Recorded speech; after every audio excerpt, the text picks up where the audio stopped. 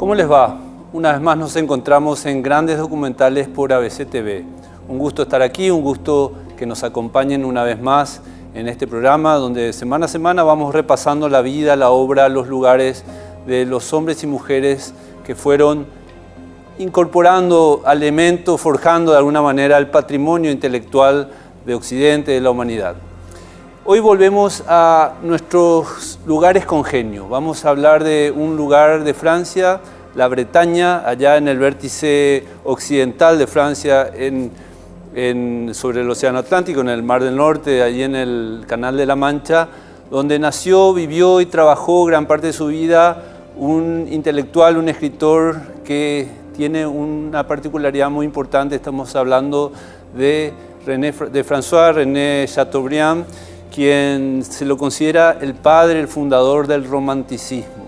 Allí, como les decía, allí trabajó. Él era un hombre que vivió gran parte del siglo XVIII y parte del siglo XIX, en la época de las grandes revoluciones, que también se involucró. Él era parte de aquella pequeña nobleza francesa que fue obviamente derrocada con la revolución, y bueno, él tuvo una activa vida pública también en esa parte. Vamos a compartirlo con ustedes, con Fernando Savater. Espero que lo disfruten.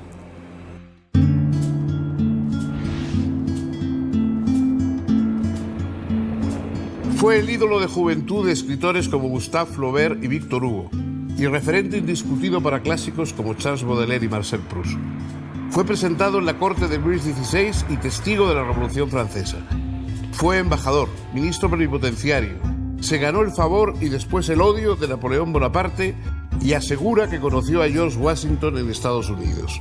Autor célebre, terminó sus días arruinado viviendo en los castillos de sus amigos. Llegamos hasta las rocosas costas de Bretaña, al norte de Francia, para recorrer la vida y la obra de un escritor que fundó el romanticismo en la literatura europea. Acompáñenme en este viaje para descubrir a un hombre apasionante, François-René de Chateaubriand.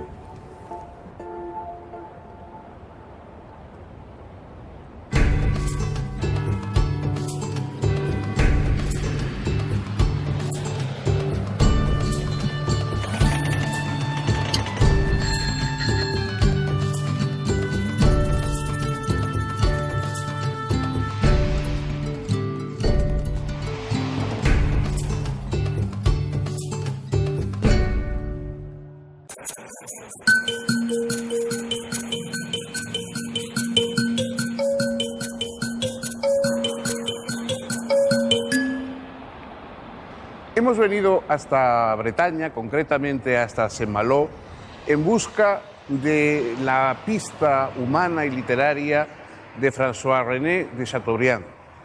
¿Por qué Chateaubriand? Chateaubriand fue muchas cosas en la vida. Fue, por supuesto, y en primer lugar, un gran escritor. Fue político, diplomático, ministro, viajero, un gran amante. Acumuló relaciones sentimentales que han dado lugar, a su vez, a una gran literatura, pero sobre todo fue el príncipe del romanticismo. Fue el inventor del espíritu romántico, un espíritu melancólico, irónico y a la vez dado a una religiosidad casi herética, distinta de la oficial.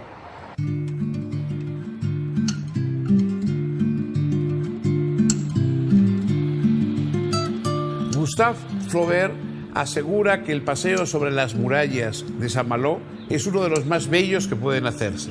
Dice: uno se sienta en el hueco de los cañones con los pies en el abismo. Se tiene ante sí la desembocadura del Rancé, vertiéndose como un valle entre dos verdes colinas, y luego las costas, las rocas y por todas partes el mar.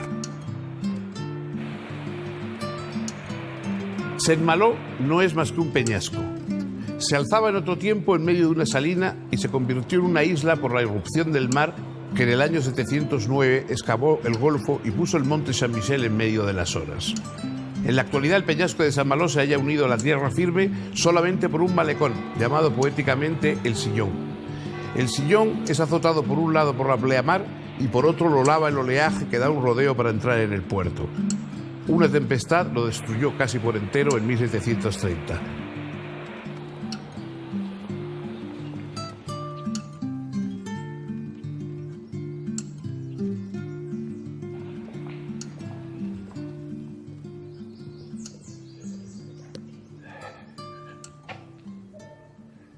Aquí, en esta casa, nació François-René de Chateaubriand en el año 1768. Él dice en sus memorias que era una calleja oscura, la calle de los judíos, hoy se llama calle Chateaubriand, y que esta casa donde él nació luego se ha convertido en posada. Hoy sigue siendo una posada moderna, es decir, un hotel importante de Saint-Malo.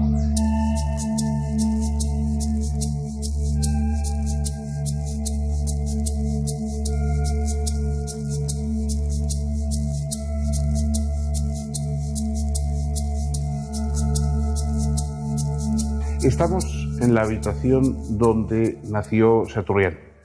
En sus memorias, él hace una evocación basada probablemente en los recuerdos que le transmitieron las personas más allegadas a él. Dice: la habitación donde mi madre dio a luz domina una parte desierta de las murallas de la ciudad, y por las ventanas de esta habitación se ve un mar que se extiende hasta donde se pierde de vista, topando con los escollos.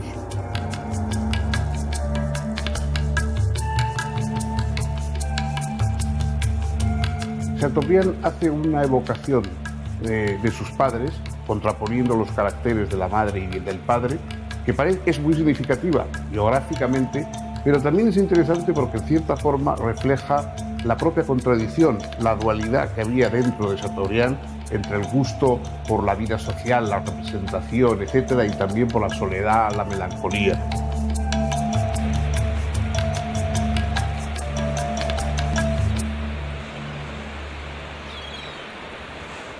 Aquí en Dole estudió durante 3 años Chateaubriand, durante su infancia, entre los 9 y los 12 años.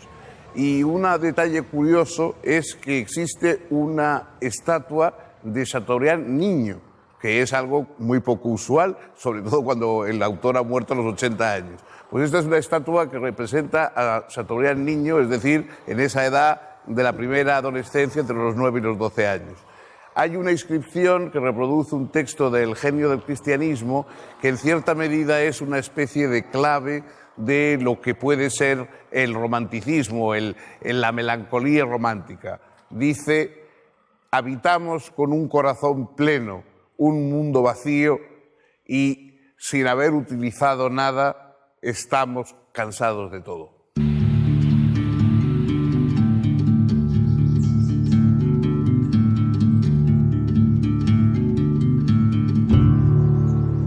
En esta escuela de Dole fue el primer centro de estudios donde estudió Chateaubriand. La escuela ha seguido funcionando hasta hace pocos meses. Ahora está en venta, pero ha seguido funcionando ininterrumpidamente desde aquellos tiempos hasta los nuestros. Chateaubriand guarda buen recuerdo de la escuela, escribe en sus memorias: me queda de esta casa un agradable recuerdo. Nuestra infancia deja algo de sí misma en los lugares embellecidos por ella, como una flor concede algo de su perfume a los objetos que ha tocado. Estamos en Cobourg, junto al castillo que albergó durante los años cruciales de su adolescencia y primera juventud la vida de François-René de Chateaubriand. Cobourg fue comprado por el padre de Chateaubriand, que era un hombre obsesionado por la genealogía, por la pasada grandeza de la familia. Aquí pasó el jovencísimo Chateaubriand algunos años de infancia y algunos años de su, como digo, adolescencia, primera juventud, que fueron decisivos en su vocación. En un momento determinado, Chateaubriand dice: a mí me hizo tal como soy Cobourg. No quiere decir eso que fuera el lugar donde más feliz fue en su vida. De hecho, después de la Revolución le traía tantos recuerdos de familiares muertos y de momentos angustiosos que apenas quiso volver otra vez a pasar por aquí, pero sin duda no se puede entender a Chateaubriand sin conocer Cobourg. Para iniciar la visita y para presentarnos un poco, tenemos la suerte de tener a Sonia de la Tour du Pin, que es la actual propietaria de este castillo y que nos quiere hacer un poquito nos va a indicar y a comentar algunas cosas.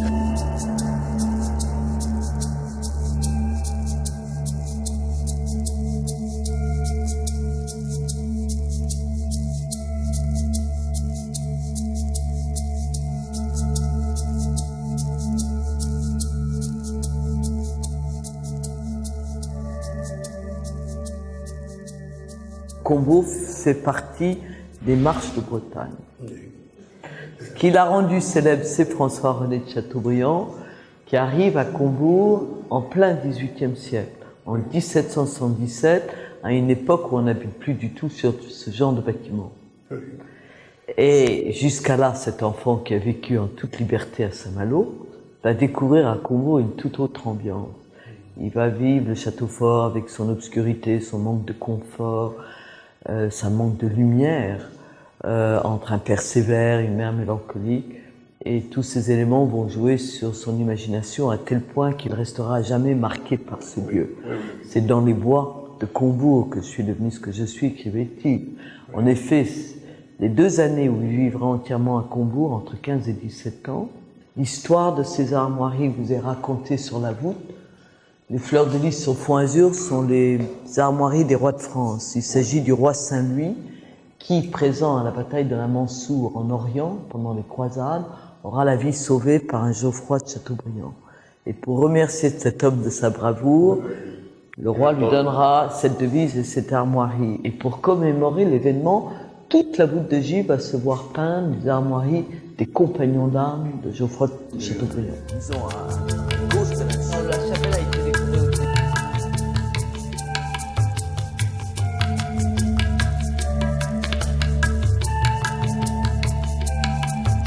Alors, il faut imaginer la salle des gardes à l'époque de Chateaubriand. Elle était boisée, peinte en gris-blanc et ornée de vieux portraits qui ont tous disparu à la Révolution. Également la grande cheminée qui se trouvait là, entre les poutres. La cheminée est célèbre à cause d'un des passages les plus célèbres de mémoire où Chateaubriand raconte la façon dont il passait ses soirées en hiver. Avec son père qui marchait. Alors il dit la vaste salle n'est éclairée que par une seule bougie. Ça c'est la vaste salle de son père. Voilà. C'est son père. Et quand il disparaissait derrière la porte, dont on entendait le bruit se refermer derrière lui parce qu'on ne le voyait plus, c'est ça. Venez voir. C'est là la porte. Regardez quand je ferme la lumière. Vous voyez une porte? Oui. Ah, ça c'est la porte. C'est quand même sombre. On est de jour, on n'est pas en hiver après le souper. Oui. C'est un coin sombre. Absolument. Et c'est la porte de la tour de l'Est. Alors ici, nous sommes dans l'ancien salon des archives où sont réunis les souvenirs de la rue du Bac, où l'auteur s'était né à 4 juillet 48. Il a vécu rue du Bac les 10 dernières années de sa vie, de 38 à 48. Et il est mort dans celui dont vous avez ici un dessin de Masserolles. Au pied du lit, un pot de lion qu'il avait ramené de son voyage en Orient.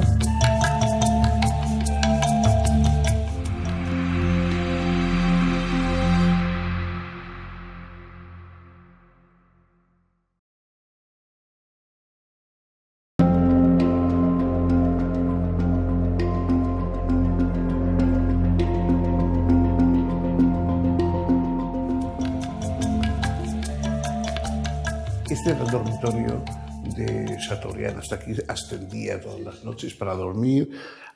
Él habla en las memorias de esa pequeña ventana en la que veía un poquito de cielo y algunas estrellas. Habla del viento que saltaba y que le acompañaba cuando él tenía que pasar por esos pasillos oscuros que le producían bastante miedo. Su padre parece que irónicamente le preguntaba de vez en cuando: señor caballero, ¿tiene usted miedo? Y Chateaubriand trataba de disimular, pero efectivamente ese trayecto nocturno hasta aquí pues era bastante temible para él, ¿no? Era una habitación muy sencilla, como se ve, muy despojada.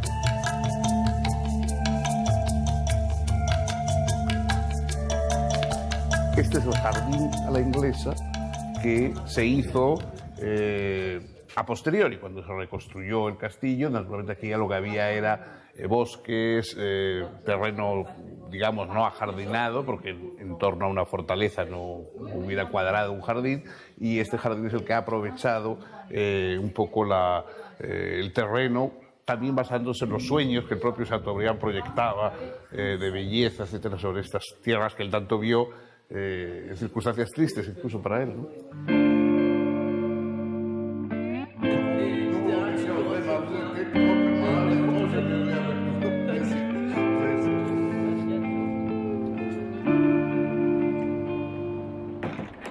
El castillo de Combourg que hemos visitado se ha convertido naturalmente en un lugar de peregrinación para los amantes y los lectores de Chateaubriand.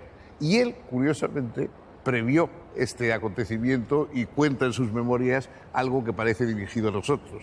Dice: si mis obras me sobreviven, si he de dejar un nombre, ¿acaso un día, guiado por estas memorias, algún viajero venga a visitar los lugares que describo? Podrá reconocer el castillo, pero en vano buscará el gran bosque. La cuna de mis sueños ha desaparecido igual que esos sueños. Bueno, vemos que realmente no es así. Quizá el bosque no es exactamente el bosque que conoció Chateaubriand, pero sigue habiendo bosque, sigue habiendo el castillo y sigue vivo el culto a la memoria del gran escultor. Cada época cultural encuentra un líder intelectual, espiritual, que expresa y en cierta medida guía los sentimientos y los movimientos del grupo, de todos los que cultivan ese sentimiento compartido. Sin duda, el romanticismo, que fue un movimiento complejo, que fue un movimiento que abarcó toda Europa, tiene su inventor, su promotor, diríamos, en la figura de Chateaubriand. Chateaubriand inventa sobre todo el hastío, la melancolía, el sentimiento de estar a desagusto, de estar incómodo en el mundo sin saber exactamente por qué, viajando de un lado para otro, pasando de un amor a otro, de un género literario a otro, sin encontrar nunca ese acomodo definitivo. Eso marca el camino de toda una generación y de todo un movimiento intelectual. Como buen romántico, Chateaubriand fue un enamorado del amor. A pesar de ser muy católico y de estar casado con una mujer a la cual no veía demasiado, recorrió Europa de amor en amor y tuvo algunos ilustres, célebres, algunos tristes, algunos muy placenteros. Fue un hombre muy romántico, pero también muy carnal. Sin embargo, él desde muy joven, según cuentan las memorias de Ultratumba, se inventó una especie de mujer virtual, de mujer imaginaria para cuando fallaran las demás, como es natural.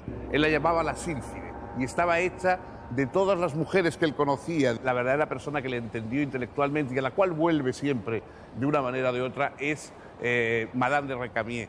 Madame de Recamier era una mujer muy inteligente, muy paciente también con Chateaubriand y que fue su confidente, su amiga, de alguna manera la última persona que le entendió. En un momento determinado, él piensa que su último sueño será para ella.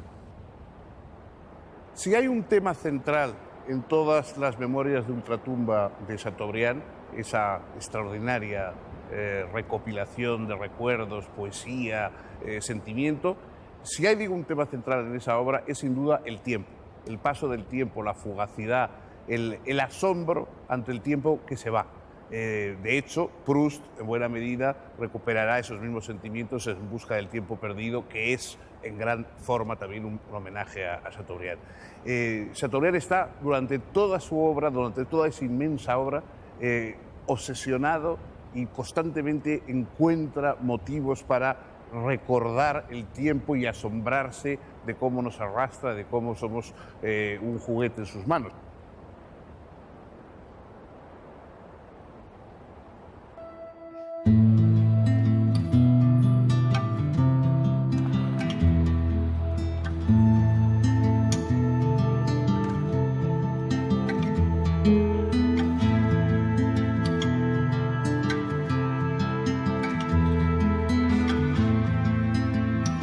Curiosamente, el nombre de Chateaubriand no solamente está unido a una obra literaria, a grandes libros como las Memorias de Ultratumba o incluso a una trayectoria política de un ministro y de un adversario de Bonaparte, etcétera, sino que también está unido a un plato culinario, a una forma de preparar la carne, un filete.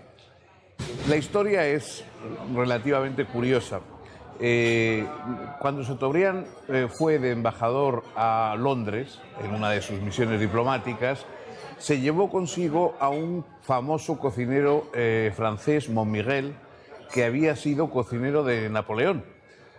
Montmirail, nada más llegar a Inglaterra, pues le preparó una especie de roast beef, mitad a la inglesa, mitad a la francesa, pero que a Chateaubriand le pareció un poco demasiado quemado. Le pareció que sabía un poco demasiado a leña, que estaba un poco demasiado quemado, y hizo esas objeciones a Montmirail. Montmirail, muy humillado en su orgullo culinario por esa crítica, inventó una forma de un filete que estuviera perfectamente jugoso y que no estuviera en absoluto quemado. Un filete que estaba recubierto por otros dos muy finos que se ponían en el fuego. Entonces los dos filetes exteriores finos eran los que se quemaban, el interior quedaba perfectamente jugoso y perfectamente en su punto. A ese filete, que se suele acompañar con una salsa bearnesa, es a lo que se llama Chateaubriand. Y muchas personas que no conocen ni han leído Las Memorias de Ultratumba ni La vida de Rancé, sin embargo, pues han degustado el Chateaubriand.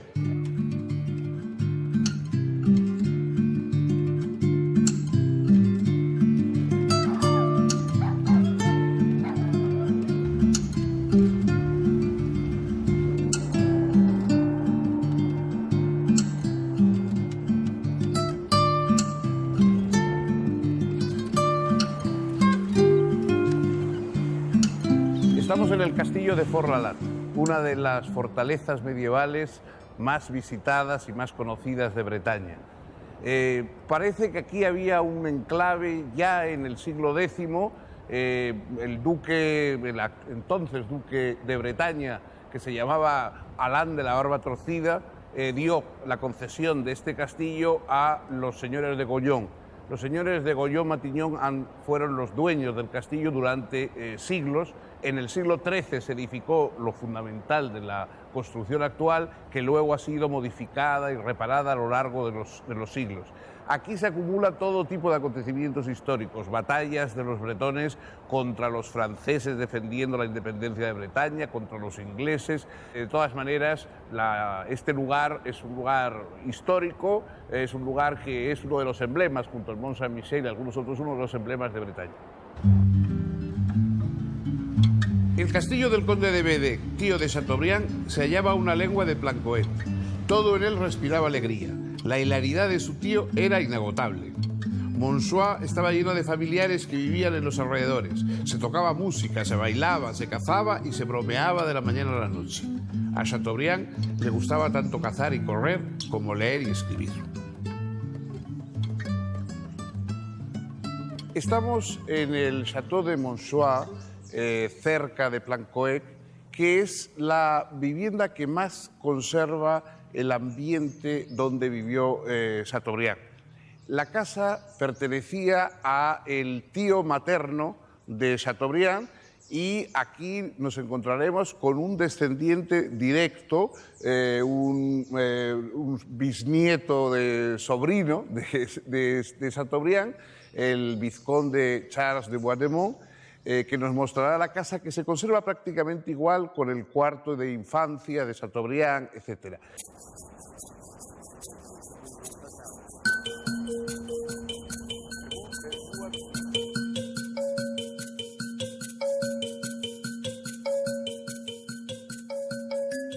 Chateaubriand empezó a venir aquí cuando todavía era un bebé, es decir, cuando todavía necesitaba una nodriza. De hecho, tuvo una nodriza de aquí, cerca de Monsoix. Estuvo viviendo aquí ininterrumpidamente casi hasta los 16 años. Iba al colegio, volvía, iba a Combourg, volvía, pero mientras Combourg, él tenía una relación con Combourg de cierto temor.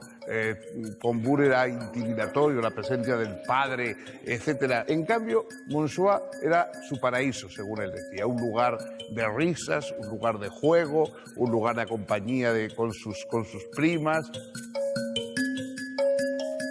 Él guarda una imagen totalmente lúdica, totalmente alegre de Monsoix, mientras que Combourg era la severidad paterna y la rigidez paterna.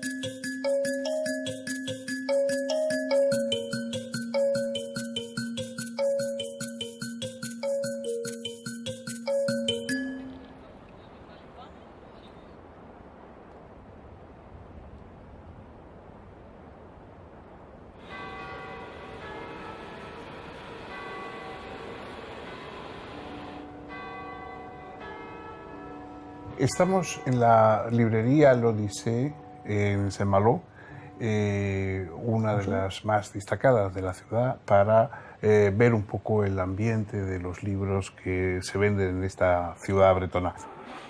Frédéric, qu'est-ce que de l'œuvre de Chateaubriand, qu'est-ce que c'est plus actuel? Bon, outre les mémoires d'Octobre, que je suppose que c'est les livres plus préférés, quels autres livres de Chateaubriand? Alors, il y a Atala, René, qui sont des nouvelles. Ah oui, elles sont toujours... Et c'est souvent étudié au lycée. Ah oui, ah oui. O sea, c'est un peu des études de baccalauréat ou de la université. Oui, tout à fait. Tout ça.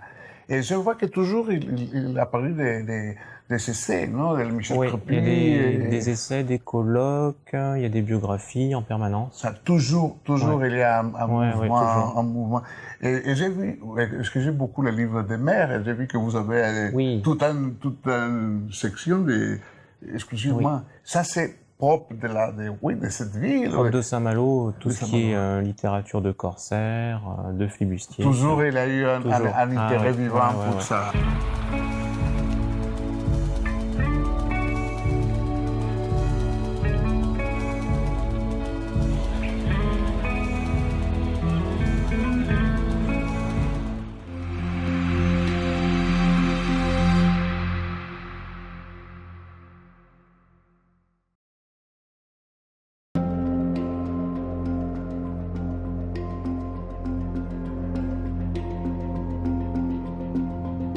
Bueno, Chateaubriand era un romántico, el fundador del romanticismo, lo cual tiene un aspecto de hecho romántico como lo conocemos. De hecho era un gran Don Juan, un hombre que tuvo muchas aventuras, así como Balzac, como otros intelectuales franceses, era bastante común en ese ámbito. Pero también él, si bien es de una etapa un poco anterior, él fundó las bases de lo que después sería el romanticismo literario, que fundó las bases del nacionalismo alemán, etc. Así que de hecho un hombre que tuvo una gran influencia en las letras y en las ideas de Occidente y de Europa. Invitamos a continuar viendo de él, de sus lugares allí en Bretaña, fundamentalmente desde la mano de Fernando Savater.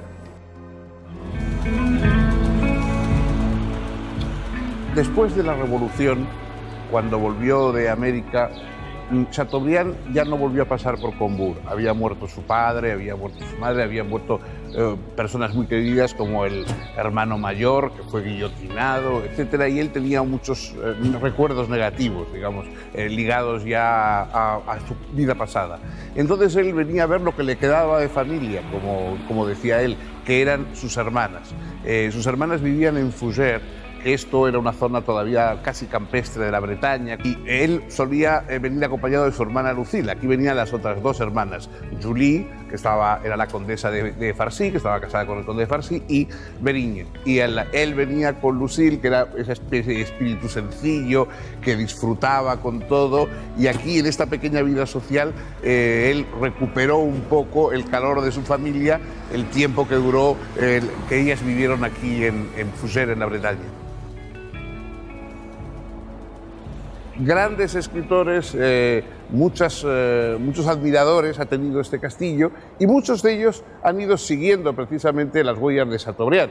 Para Chateaubriand este castillo fue una especie de sustituto sentimental de Combourg, porque aquí vivían sus hermanas, aquí venía buscando un poco calor familiar, y este castillo era el que representaba ese otro paso entre el mundo de Combourg, el mundo de antes de la Revolución, de su adolescencia, y el mundo ya después de la vida joven o más adulta. Probablemente muchos de los escritores que han venido por estas tierras, sobre todo aquí por Fougères, son innumerables, desde los antiguos como Victor Hugo, como Balzac, autores modernos, Julian Gracq, Jean Genot, etc. Muchos de los que han venido han seguido de alguna manera las huellas de Chateaubriand.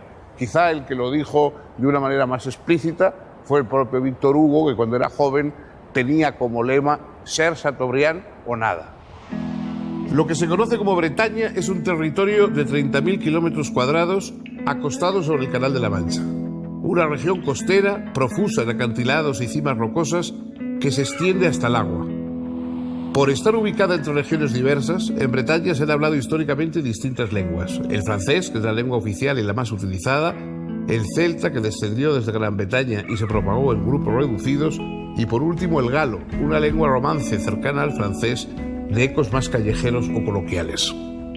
En la llanura de Bretaña, que es totalmente plana, siempre a nivel del mar, hay 4 promontorios, que son lo que ellos llaman las 4 islas sagradas que salen como del mar de Bretaña. Esta pues es una de esas islas sagradas, de las 4 islas sagradas, que desde muy antiguo los bretones han tenido asociados a cosas mágicas, misteriosas, lugares de encuentro religioso, esotérico, etcétera, etcétera. Porque son las 4 promontorios que hay entre... De hecho, desde San Michel hay procesiones o peregrinaciones hasta Mont-Latombe, que es la otra de las 4 de estas 4 islas características y los únicos 4 promontorios de la llanísima Bretaña.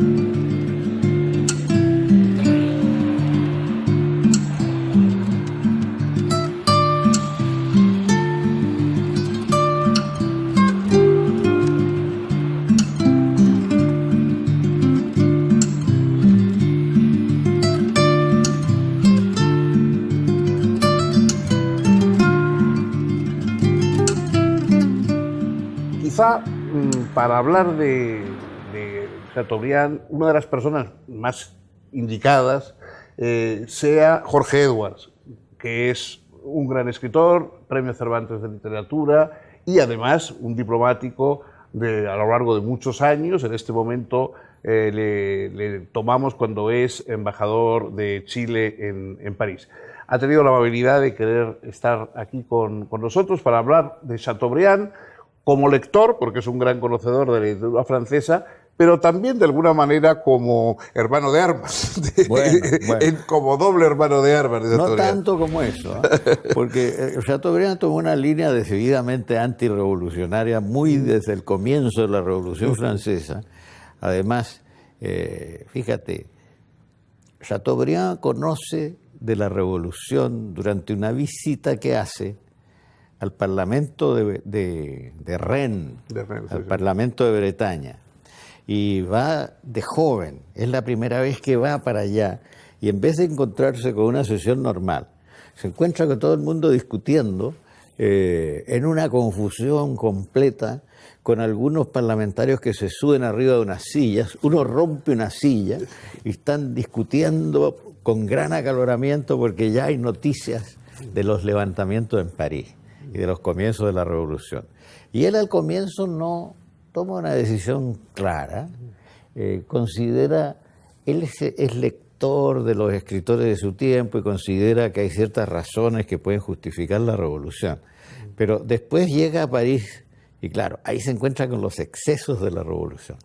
Y se encuentra con unos tipos que desfilan frente a una casa donde él está con algunos bretones, dice. Deben de haber sido señores bretones de la pequeña nobleza esa de él, ¿no? Y ven pasar a un grupo de tipos que van con unas picotas y con unas cabezas clavadas en las picotas, ¿no? En las picas, ¿no? Como se dice en España, nosotros decimos picotas en Chile. Y claro, son las cabezas de 2 personas que él conoce. Y eso le produce una impresión terrible, mientras los demás compañeros que están con él se esconden al fondo de la casa y cierran muy bien todas las puertas, él increpa a estos tipos. Y estos tipos saltan y le tratan de hacer llegar las cabezas a la altura suya. Y él dice, mi posición política a partir de entonces cambió. Bueno, pero él después es contrario. Bueno, además le guillotinaron a su hermano y claro, a su cuñada. No, le guillotinaron a gente de la familia muy cercana. Ahora, cuando viene la época napoleónica, vuelve a tener una posición indecisa, porque él está fascinado por Napoleón. Él está fascinado por Napoleón. pero finalmente se inclina por el legitimismo hasta el final. Sobre todo después de la ejecución del duque de Anjou. Claro, eso no lo puede tragar. Eso no lo puede tragar. André tragar. Maurois, en la biografía, en René, la biografía esa muy canónica, muy bonita sí. biografía canónica, con esa gracia que tiene Maurois para estas cosas, dice, Chateaubriand admiraba a Napoleón y detestaba a Bonaparte. Y la prosa es... Yo creo que es ya la quinta esencia de Chateaubriand. O sea, bueno, en la memoria de Ultratumba yo creo que no se puede escribir mejor en francés de lo que se escribe ahí. Sí. Pero este libro es tal ya la concisión, la parquedad, la sobriedad. Es un libro seco. Seco, exactamente. Es como un martini bien preparado. Hombre, es un estilete de acero, ¿no? Sí, un martini bien preparado, una muy buena comparación. Sí. Él las hace fascinantes. Él las hace fascinantes porque además sus personajes son fascinantes. Por lo menos la mirada de él y la forma como él la mirada, describe a esos personajes es absolutamente fantástica. Y enseguida la atmósfera de París y la atmósfera del París revolucionario y post-revolucionario está tan bien, es una cosa que no se olvida nunca. Esa tendencia a las memorias, etcétera, que es muy francesa, que en cambio en la literatura anglosajona no hay. En la literatura anglosajona hay grandes biógrafos, pero no hay esa tendencia al desnudamiento. No, y son biógrafos, los anglosajones son biógrafos de la minucia. De la minucia. Son grandes investigadores y le descubren todo a una persona, la vida privada, la vida secreta, todo. Pero estos franceses no cuentan, ¿no? Estos usan la memoria en forma inventiva, en forma creativa. Entonces estas memorias yo creo que son los grandes productos de esta literatura, porque es una literatura de evocación reflexiva. Sí. Y entonces hay ensayo, hay memoria y hay ficción. Montaigne mismo es un inaugurador del... Eso perjudicó la recepción de las memorias de Ultratumba, porque aunque hoy nos parezca mentira, pero al comienzo, que fueron publicadas muy poco después de la muerte de Chateaubriand, no fueron muy bien recibidas porque desconcertaron, porque nadie sabía qué era aquello. ¿Esto qué es? ¿Es una concesión? Puede ser. Y entonces hubo un cierto rechazo hasta que de pronto Baudelaire, Hugo, todo el mundo empezó a decir que de ahí venía. Julian Grach llegó a que no era fácil de gustos, precisamente. Sí, claro. Julian Grach llegó a decir, de ahí hemos sacado todo. De ahí hemos sacado todo, es fantástico. Es un libro maravilloso. Yo me lo leí hace años y ahora lo he estado releyendo y descubro lo siguiente, que es un libro que en la relectura gana enormemente, porque aparecen detalles que uno no había observado, que uno había olvidado, qué sé yo, que son detalles maravillosos. Algunos detalles también un poco, claro, que se me nota el romanticismo, ese tono así un poco a veces entre irónico y fúnebre, ¿no? Cuando pasa el rey, Luis XVI, delante de él y le sigue seguido de María Antonieta. Entonces María Antonieta se vuelve y le sonríe. Y entonces dice, su sonrisa marcó tanto la forma de su cara que años más tarde, cuando le hacen identificar los restos, él identifica la calavera de María Antonieta por el recuerdo de aquella sonrisa que le había hecho. No será verdad, probablemente, evidentemente no será verdad. Pero la escena es, la cosa, la idea de que él al ver la sonrisa adivina la calavera que luego va a identificar después, es impresionante. Otra cosa que es también muy importante, muy interesante del personaje, ¿no? Sus amores, su donjuanismo. Bueno, es un don Juan absoluto y loco, ¿no? Sí. Perseguidor de las mujeres, pero un seductor impresionante. Sí. Y tuvo aparte de amantes distinguidas en todos los aspectos, pero muy inteligentes, porque Madame Récamier era una mujer... Pauline Récamier, ¿no? La descripción que hace de la piel de ella, que la compara con unas porcelanas especiales, que una piel muy blanca, que es maravillosa. La descripción de la piel... Y luego el amor ese por su hermana, por Lucille, ¿no? Por la hermana que termina trastornada. Y yo me he preguntado cómo sería Chateaubriand como diplomático, ¿eh? Es que parece que todos se quejaban de él, porque por ejemplo cuando estuvo en Viena, que fue una de las cosas más largas que estuvo, todos mandaban unos informes. Bueno, Ormesson lo cuenta con mucha gracia en Mondarrier será Pou. Todos mandaban unos informes horrorosos, porque él se dedicaba pues un poco a pasear por Viena y no hacía... Entonces todos le tenían por un inútil y por un tal... y mandaban muy malos informes de no Sí, sé qué. interesante eso, o sea que él sabía aprovechar sus cargos diplomáticos para hacer lo le que quería. encantaba conseguirlos y además si se le negaba el puesto de ministro de tal, lo tomaba muy a mal, pero una vez que lo había conseguido, claro, la aburría inmediatamente. Yo creo que como pensador es un pensador extravagante. Yo no creo que tenga mucha vigencia actual. Por ejemplo, no tiene la vigencia que tiene Rousseau, porque Rousseau tiene una imaginación sobre el mundo de la naturaleza, etcétera, que no, que Chateaubriand no se interesa tanto en el pensamiento en sí mismo, pero es un narrador maravilloso y un estilista maravilloso. Y enseguida el paisaje francés y el mundo francés en Chateaubriand está mejor que en nadie. Sí, porque además, está quizá mejor que en Rousseau. Mejor que en Rousseau. Bueno, pues oye, muchísimas gracias por tu compañía, por tu generosidad con tu tiempo y bueno, que sigas imitando en lo bueno a Chateaubriand. No, gracias a ti, me alegro mucho de verte y me diste un pretexto para releer, hombre, a Chateaubriand, que voy a seguir. Eso sí, pero bueno, eso sí que me lo tienes que agradecer.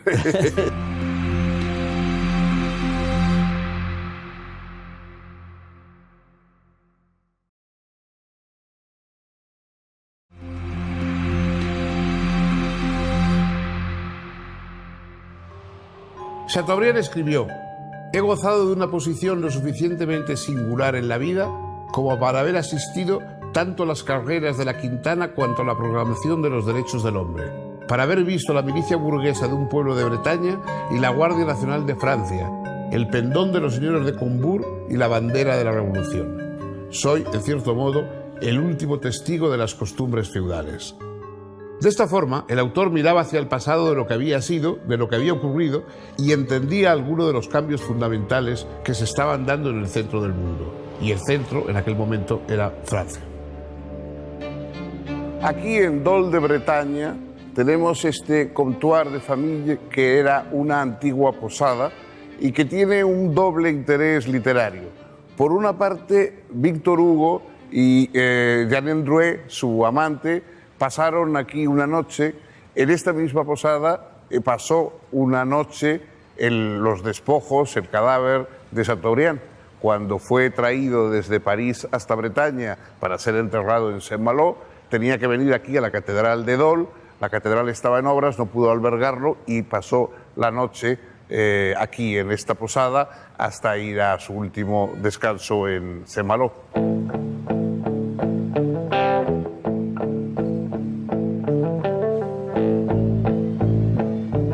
Aunque fue un hombre solitario y extremadamente tímido, fue presentado en la corte de Versalles.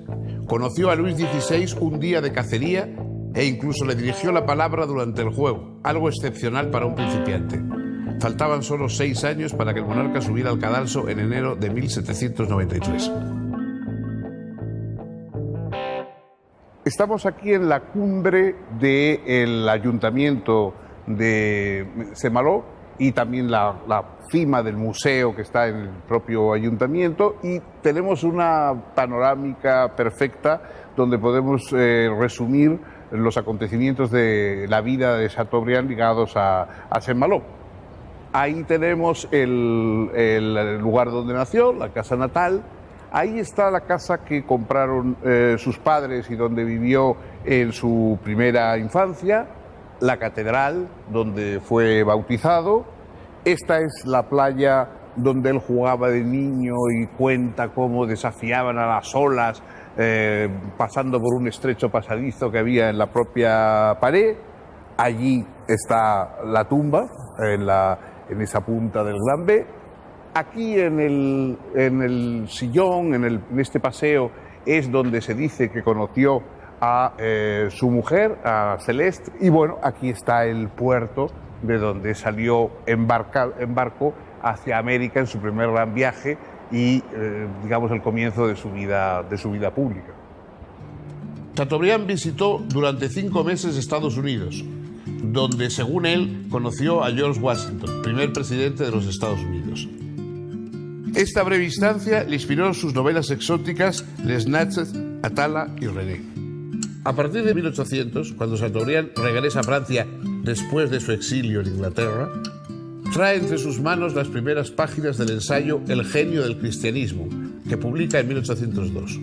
Un año después, Chateaubriand conoce a Napoleón Bonaparte que ya se había convertido en cónsul de la República y estaba a punto de convertirse en emperador. Napoleón le nombra secretario de una misión diplomática en Roma. La obra más conocida de Chateaubriand, la obra que perdura de él por encima de todas las demás, son las Memorias de Ultratumba, al frente de las cuales puso un prefacio en el que dice: estas memorias abarcan o abarcarán el curso entero de mi vida. Fueron comenzadas en el año 1811 y continuadas hasta el día de hoy. Cuento en ellas mi infancia, mi educación, mi juventud, mi entrada en el servicio, mi llegada a París, mi presentación a Luis XVI, las primeras escenas de la Revolución, mis viajes a América, mi retorno a Europa, mi emigración a Alemania y Inglaterra, mi vuelta bajo el consulado, mis ocupaciones y mi actuación bajo el imperio, mi travesía a Jerusalén, mis ocupaciones y mis actuaciones bajo la Restauración y, por último, la historia completa de esta restauración y de su caída. Aquí, en este islote de Gran B, que tenía siempre delante Chateaubriand, delante de la casa de su infancia, delante de la playa donde jugaba, delante de la ciudad donde vivió y que tanto quiso, aquí en esta isla es donde está la tumba de Chateaubriand. En este islote, unido con un pequeño pedúnculo de tierra a Saint-Malo, que la marea cubre y descubre cada 6 horas. No le fue fácil llegar a conseguir esta tumba, tuvo un largo proceso de discusión con las autoridades militares, que entonces eran dueñas de este islote, con el ayuntamiento. Bueno, sin embargo, finalmente logró salirse con la suya y tiene esta sencilla tumba, por otra parte, que no tiene ni siquiera una inscripción, ni siquiera su nombre puesto, aunque naturalmente nadie ignora quién está enterrado aquí. Memorias de Ultratumba fue un libro que tuvo un recibimiento poco favorable cuando apareció de manera póstuma entre 1849 y 1850. No se parecía a nada. Sin embargo, los más grandes escritores franceses, desde Baudelaire, Flaubert, Mallarmé, hasta Rimbaud, Proust o Céline, se han inspirado en ellas. En su ensayo sobre las revoluciones, Chateaubriand había puesto los primeros fundamentos de la contrailustración francesa. En René había sido romántico en francés antes que nadie, y el Chateaubriand póstumo de las Memorias de Ultratumba iba incluso a dirigir una antimodernidad todavía por llegar y a ser hoy en día la cuna, la matriz latente de todo el renacimiento literario francés. El mar había sido, en su infancia bretona, en su juventud aventurera, la primera de sus amantes. La amaba hasta en sus tempestades, hasta en sus traiciones. En su violencia, en su belleza, en su cambio permanente, el mar era para él como una imagen del amor. Así acabamos este recorrido por la personalidad seductora, irritante en ocasiones, magnífica en tantos momentos, de Chateaubriand. En esta tumba, frente al mar que tanto quiso, frente a la ciudad que le vio nacer y que estuvo siempre presente en su memoria. Quizás lo mejor para despedir este programa sean unas palabras de otro gran escritor, Flaubert, Gustave Flaubert, que escribió a un amigo después de visitar esta tumba en que nos encontramos. Aquí dormirá, con la cabeza vuelta hacia el mar, en este sepulcro edificado sobre una roca. Su inmortalidad será como fue su vida, desierta y rodeada de tormentas. Hasta aquí el programa de hoy, dedicado a François Chateaubriand. Como verán también,